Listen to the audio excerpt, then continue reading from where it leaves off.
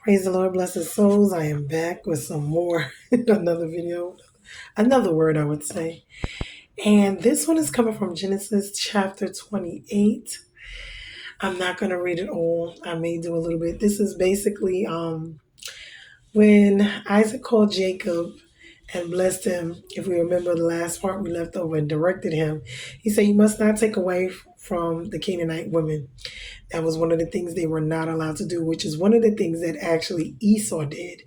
He said, "Arise and go to Padan Aram, to the house of Bethuel, your mother's father's house, and take as your wife from one of their daughters, Laban, meaning your mother's brother." So he's supposed to go back to his mother's place, which is ways away, and take a wife from his uncles, meaning his mother's brothers. So this is going to be one of his cousins, in all actuality, distant cousins. But this is what they were doing to keep, I guess, the bloodline. Remember, God did not want them mixing with the Canaanites. And that was because those are descendants of Cain. Those were the cursed children, remember. Even though they're all related, here we go again. So, so Isaac gives him the blessing. He says, "God Almighty bless you and make you fruitful and multiply you, that you may become a company of peoples. May he give the blessing of Abraham to you, to your offspring, and to your offspring with you, that you may take possession of the land of your sojournings that God gave to Abraham." Thus Isaac sent Jacob away, and he went to Padan to, go to Bethuel. Now, along the way, well, I guess Esau saw that Isaac had blessed Jacob in spite of, again, he gave him the Abraham's blessing. And he really, for whatever reason, I don't know what was on Esau's mind. He saw that he blessed Jacob and sent him away, but that's because the mother had overheard in Esau's heart that he wanted to kill Jacob. So she wanted to get him out of the house because his own brother wanted to kill him. This is where we get all these household enemies, household spirits that want to harm us, the ones that are in our family. As we can see, this is a continuation from Cain and Abel all the way down to now. This is still this same curse. That's why we continue to see they're fighting amongst each other. We got Ishmael and Isaac. Now we're here with Esau and Jacob, and it's the same thing, basically. It is that same curse in that pattern, in that bloodline. As you can see, it's a pattern. And so Esau saw that Isaac had blessed him, and he went, I don't know what he was thinking. He went to take him another wife because he was already married to Canaanite women. And so I guess he's trying to get some grace from his father. So he finally sees that they displease his father, which to me, I don't understand how he didn't know that. He already married two of them, and now he went to his uncle Ishmael's house, which is Isaac's brother that they have had issues with, remember? And he took a wife from there, which to me, I'm trying to figure out how did he make that any better when they also didn't get along. But he wasn't paying attention, is what I would say. And a lot of times with our children, when we're raising them, and they see the customs and things that we, traditions that we do, some of them pay attention and some of them do not. And we got to understand that some are going to, do what we want or do the will or, live their lives according to a certain way. And some of them are going to be rebellious, as we are with God and as we can see throughout this story. So Jacob left Beersheba, went to Aram. He came to a certain place, and this is the important part. He stayed there overnight because the sun had set. So he took a stone, he put it up under his head, and he lay down in that place to sleep. And he dreamed a dream, and behold, there was a ladder set up upon the earth, and the top of it reached to heaven. And behold, the angels of God were ascending and descending on it. This is very important because these things here are going to give us a lot of insights later on down the line as to angels in prayer and a lot of things of what goes on. And behold, the Lord stood above it and said, "I am the Lord, the God of Abraham your father, and the God of Isaac. The land on which you lie I will give to you and your offspring." This is the same land that they are fighting over there in what you call it right now. Your offspring shall be like the dust of the earth, and you shall spread abroad to the west and to the east and to the north and to the south. And in you, your offspring, shall all the families of the earth be blessed. Behold, I am with you and will keep you wherever you go, and will bring you back to this land, for I will not leave you until I have done what I have promised to you. Then Jacob awoke from his sleep and said, surely the Lord is in this place, and I did not know it.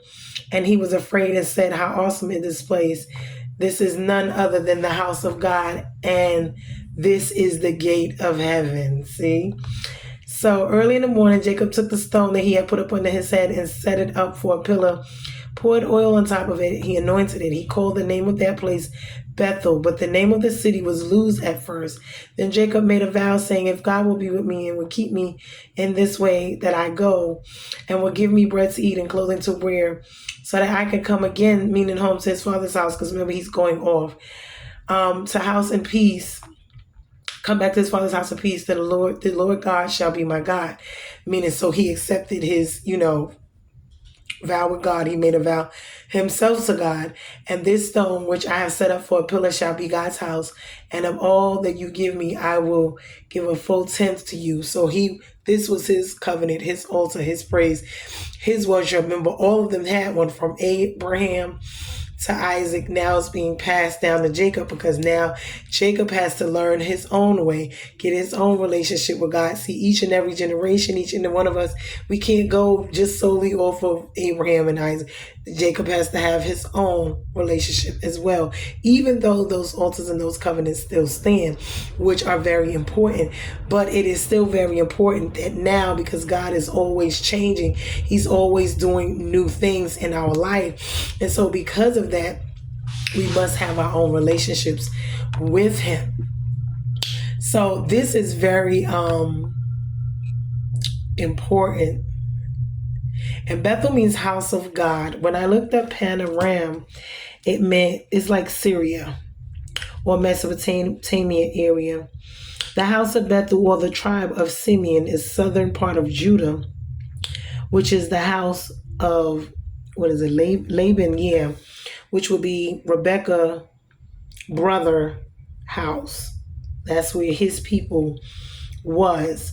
And so, like I said, what I don't understand is Esau not paying attention to things, which kind of, he's not paying attention.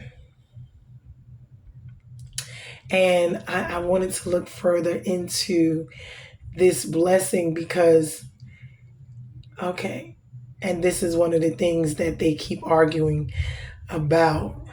So really, Isaac calls Jacob in because mainly he made peace with the fact that he tricked Esau the blessing. But if we remember, technically speaking, Esau was supposed to actually have given it to him because he had already sold it to him for a bowl of soup. So then, as we can see now, I guess Rebecca must have appealed to him to get him out of the house because she knew that Esau actually wanted to kill him. So I don't think Jacob didn't need any more convincing because he was ready to go. But he was still not understanding that his brother was that, meaning to the point where he wanted to kill him. He thought he was upset, and this is the thing with that, because to get to the point to be able to want to kill him it was a bit extreme. I mean, but his brother was just that angry to when he was plotting and waiting and monitoring to see when the monitoring familiar household spirits, right, plotting to see when he would do him harm, which was really to kill him.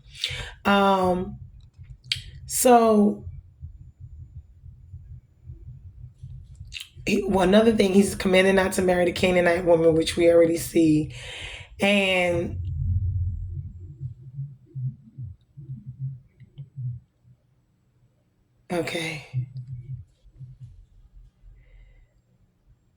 so all the other descendants will be blessed through them. Jacob is overwhelmed. He's in awe. He's in fear. That's why he gets up and he does the connection. So that's why he did, his own altar, his own promise, his own covenant with God, his own commemorate stone or whatever, where, and so finally giving him the tenth, but that was something he chose and he wanted to do to show his thanks as well to God, to give back to God, because we got to understand God gives us so much. And this is a lot of what they use when they talk about the tenth and the tithe as well, which is not good, because these people use these things for their own personal gain. It's really not for God. It's really not for the benefit of the poor and other people and to be helpful. It's really just so that they can get over and make money and do other things. So a lot of times it's not what we're doing, it's the motives behind it, or it's both what we're doing and the motives behind it. Because you can do stuff, but if your heart is not right and your motives are not right, then it's not like an acceptable sacrifice or offering or whatever to God. And he knows, because he's going to look at your heart and he's going to pay attention to that, but his heart is right. His motives is right. He's accepted his call. He accepted the relationship. He accepted what God said to him, for his own personal, God came to him and told him, this is who I am. I've established stuff with them, with your father and your grandfather. Now I'm going to establish myself with you. You see, so now God stepped in, introduced himself to himself. Now, although he lets him know, I've had, a relationship with your father and your grandfather, but now I'm going to have a relationship with you. So now he's in agreement with it. They all, coming together. And the funny part about this is, see, Jacob is a funny man, and his name is, Trickster, whatever it is, because he grabbed the heel. But the funny part about this is he's going to go off, and we're going to read this in the next one that I do, the next chapter. He's going to go off, and he already sowed this seed. See, these seeds are being sowed, and we must look at our lives with everything that is going on, people, places, and things within ourselves, within our children, within everything, because as we see bits and pieces of them, Abraham, Jacob, now Isaac, Ishmael, all of them is creeping in, whether they see it or want to or not. Bits and pieces, good and bad, themselves are going into their children. So it's like, they can't really get upset, because these are the things that they themselves have done, and it's still just going down. So when we look at our bloodline, we look at the lying, the cheating, and this, we got to look around ourselves and see who was the alcoholics in the family, who was the liars, who was the thieves and the cheaters, and we got to look, because we can see it in our bloodline. Who was the one sleeping around and had all these women, and who was having all the babies and not married? We got to look at the mess, because when we look at the mess and we see our own selves in our family tree, in our bloodline, like this one was like this, and this is where we get, then we can understand where we got what from, on the mama side, the daddy side, whatever. Why? Because if we look at it, we will see it, and we also get it, and we pass it down, both good and bad. Because understand something, you get more than just your looks, your genes, and your fly body and the hips that don't lie. We get more than just that from our parents. We get the other stuff as well. So when we look at it, we get the emotional, the mental, emotional, the physical, and the financial, and the spiritual, deposits, residue is what I call it. Whether it be good, blessings, or it be bad, the curses and the trauma and whatever else. So we have to pay attention to these things, because they are in the bloodline. And I did a video earlier. We did a word, and I talked about Jesus being the ultimate curse breaker, general curse breaker. We talked about how he was sacrificed. He came here. He answered the call in order for him to break the curses, be once for all for the world. So this is what that is talking about, these things being passed down in the bloodline. But Jacob is going to see how being a trickster, or tricking people, lying to people, being slick, it's going to come up and catch him, because that same seed that he has sown is going to come back and bite him in his butt in the next one, because he himself is going to be tricked. It's not going to, see, the thing about these things is, and this is why we got to pay attention, we reap what we sow. God is not a man that he is mocked. We do. Whether we pay attention to it or not, we reap everything that we sow. So if you sow the seed, you reap it, and usually you reap back more than what you sow. Why? Because a seed, once it's planted, it sprouts more than just a seed. It sprouts a whole tree. So we got to look at these things. And that tree is planted and rooted and it grows. And it grows to be more than what that original seed was.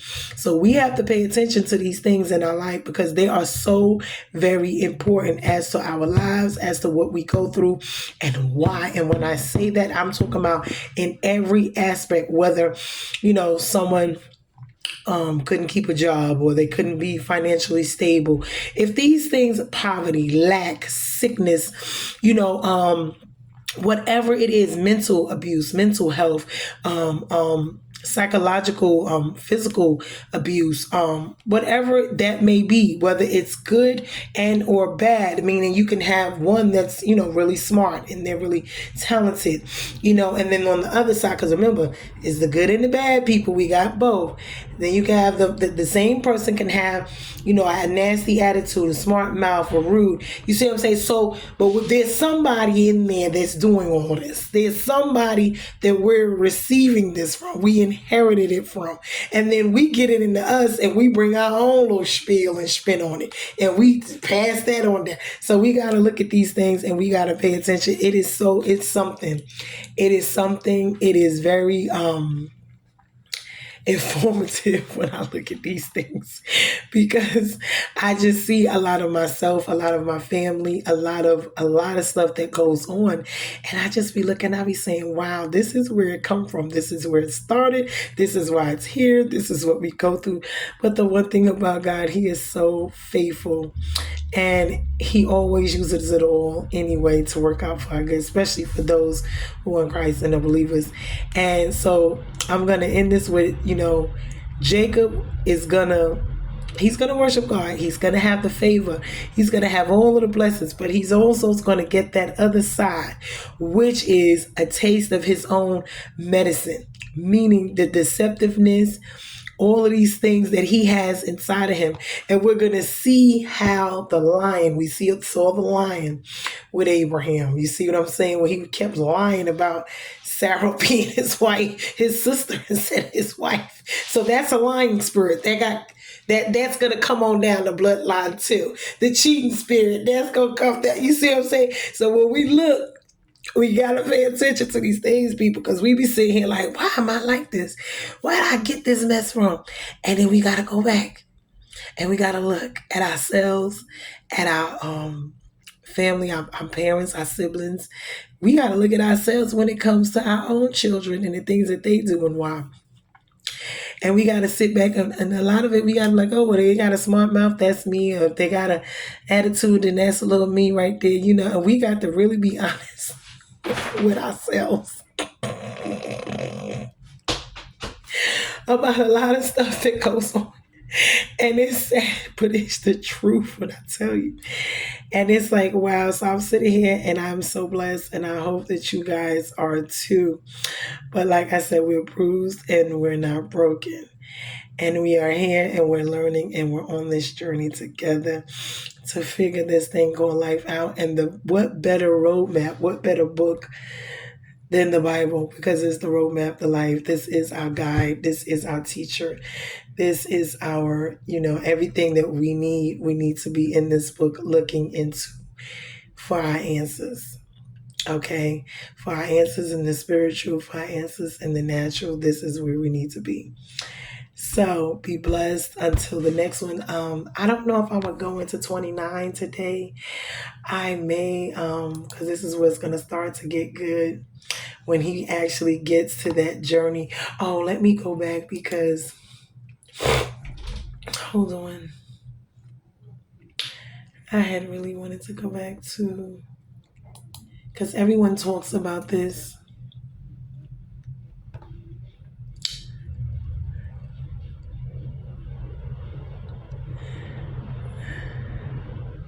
Okay, because first, in the dream, the Lord identifies himself from the top of the ladder, meaning the staircase that he saw. The ladder's going up and down, and the angels coming back and forth. That reaches from earth to heaven. So God assures Jacob that he is in fact the God of Abraham and of Jacob's own father Isaac, and he is the same Lord. And he has come to deliver the same words to Jacob as he did to his grandfather. To begin with, the Lord will give to Jacob and his descendants the very ground on which he is lying.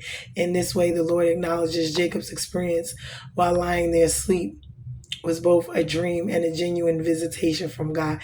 So this is why when I was talking about before, knowing God from yourself, having a relationship, having visitation with Him for yourself. And this is why when people come around and these non-believers tell us, oh, you're so sleepy, you so this, you so that, you don't know what you're talking about, you're crazy. No, when you have your own visitations with the Lord, just as right here, and as we can see, Abraham, Isaac, Jacob all have had them, their own personal encounters, because God has to reveal Himself and come to you personally. It doesn't matter if your parents have, like my grandma, been safe ever, but although she's praying, although she's a part of my bloodline, fine, wonderful, but I can't get to heaven off of her salvation. Her blessings is there for me to receive, as far as her relationship with God, but I myself must know Him for myself. And so He has to reveal Himself as well to me. And that's how I know that I know in my heart that no matter what anyone else tells me about religion or Jesus or anything, you have your own encounter. You have your own relationship. He has revealed Himself to you personally. So no one can take that from you. And they can sit and mock and say what they want to say. But this is your relationship and you need to treat it accordingly. It is different. It is special. It is serious. It is not to be taken lightly. And when God speaks to you and He talks to you and He does certain things, yes, we must be very serious about it. We cannot allow other people, places, and things to take out what God has given us, the conversations we have had, and make us feel like we're crazy and all these other things. No, because the encounter that I had, you weren't there when I had the encounter. And I don't have to explain anything because I know for myself what I experienced. And whatever you going through, you don't know, you're confused, and that's on you. But what you're not going to do is, like the devil is the author of confusion, come along and try to call me crazy and confused and no, I don't know what I'm talking about. Because trust me, I do. And I don't have to answer to anybody. And this is why I don't even have time for it. I say what I say. I meant what I said. I stand on it. What God told me is what God told me. The relationship that I have with Him is with Him. I answer to Him and not to human beings, not to man. Man cannot give me the pathway to life because they don't have it for themselves. They don't know it. The only one that we will know is this right here, God's word and His pathway. So this is what it is. And that's that, when it comes to that. Now, especially when it comes to the counsel of the ungodly, because they will send you and tell you some of anything. Everybody is a professor of this, a professor of that. And God said He will make fools out of the fools because people think they know more than God and they don't. I don't know more than God. None of us do. And I don't know everything and all that there needs to be known. And a lot of what goes on now is the lies, the manipulation, and the brainwashing, which is what we have gotten from the beginning of time. When we came here, and we got here and we were born, we believe what our parents said along with what they were taught.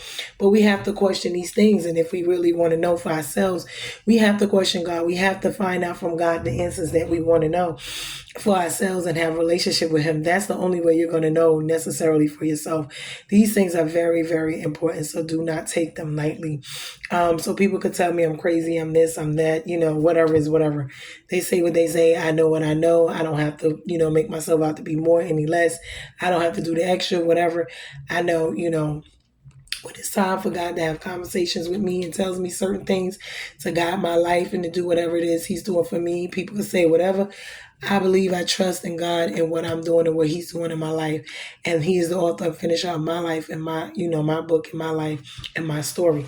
So I have to go with Him and not with man and what they say. And I can't trust and believe in them at all because they will lead me down the wrong path and Satan will use them. And it's just that the end of it to bring me out of God's will, to bring me out of His protection, to bring me from the place that I need to be. I cannot afford and or allow that to happen because this is my soul. This is my life. And I have to be in control up until the point where the control I have, which is here, because God is the one who epically controls us all. But we do have, free will, and we are allowed to, make choices, which is what free will is all about. So, and in free choices and our free will and decision making, we have to be accountable and responsible for that, whether it is good or bad, or whether we do the right things or we don't. But we're going to be held accountable, and there's consequences, whether they're good or bad on either end. So this is what I would say, and I really hope that this bless you guys. But this is a lot of what is going on over there now. They're trying to figure out who land and who's supposed to have what. But those Jews people over there are not the real Jews. Those are satanic people, as we gonna get into. I don't know if you have been seeing and stuff I be posting from time to time, but I didn't know that they were not the real Jews either. But then you got to do your research in on your own about more than just there's more to life than spouses and sex, smoking weed, bodies, hanging out, money, fame, fortune. There's so much more. Sex, all of these things that we see, vanity, prettiness. There's so much more to life than that. And we need to really get that through our heads, because most of the stuff we see right in front of us is a lie, is illusion, is delusion that these Satanists or these people here have given us to make us live the way that they want us to live. They brainwash us, they put stuff in our food, they enslave us, whether it be mentally, emotionally, physically, financially, and spiritually. They haven't been enslaving us. They don't want us to be free. Think for ourselves, do for ourselves. They just don't. They want to be in control, but that's nothing but Satan, because God doesn't even control us like that. He does not. He gives us free will. Satan wants to control. He wants you to worship him. He wants you to this. He wants you. That's how you can tell. And when confusion comes in, that's nothing, because God is not the author of confusion, but the devil is. So once you start getting confused, get away from the people, places, and things that are causing you to have confusion. That shows signs of you walking away, slowly getting away from God. And you have to bring yourself back through prayer, fasting, and just having a relationship with God and reading your word, of course, and asking God to, let you see, hear things, in the spiritual and the natural. But once again, we are bruised and not broken. I hope that this message bless somebody, because it really blessed me. And be blessed. And until the next one, guys, love you.